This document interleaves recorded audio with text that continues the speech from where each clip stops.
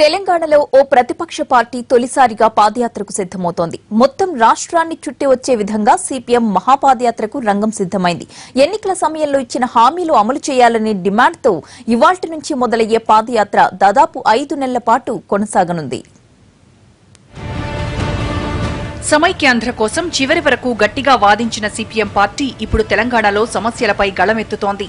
అన్ని వర్గాల సమస్యలు తెలుసుకోవడంతో పాటు హామీలు నెరవేర్చాలని టీఆర్ఎస్ సర్కార్కు గుర్తు చేసే ఉద్దేశంతో మహాపాదయాత్రకు ప్లాన్ చేసింది. సిపిఎం రాష్ట్ర కార్యదర్శి తమ్మినేని వీరభద్రంతో పాటు 8 మంది పాల్గొనే యాత్రలో ఎన్నికల హామీల అమలుపై ఫోకస్ పెడుతున్నారు. రంగారెడ్డి జిల్లా ఇబ్రహీంపట్నంలో మొదలయ్యే పాదయాత్ర మార్చి 12 వరకు కొనసాగనుంది.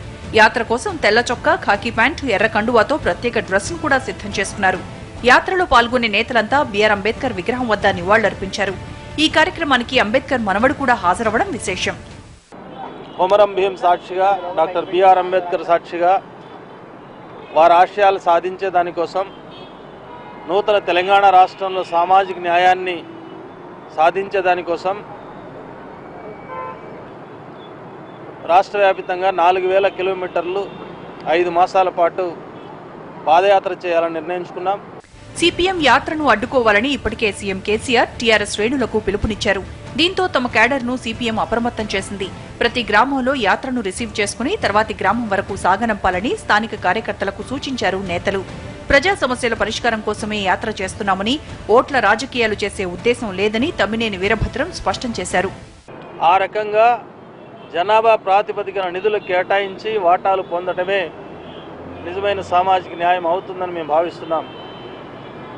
అందువల్ల ఈ ప్రభుత్వం యొక్క వైఫల్యాలను ఎండగడుతూ సామాజిక న్యాయాన్ని సాధించే దానికోసం, గ్రామాన చైతన్యాన్ని రగిలించే దానికోసం మా ఈ మహాజన పాదయాత్ర తోడ్పడుతుందని మేము అనుకుంటున్నాం.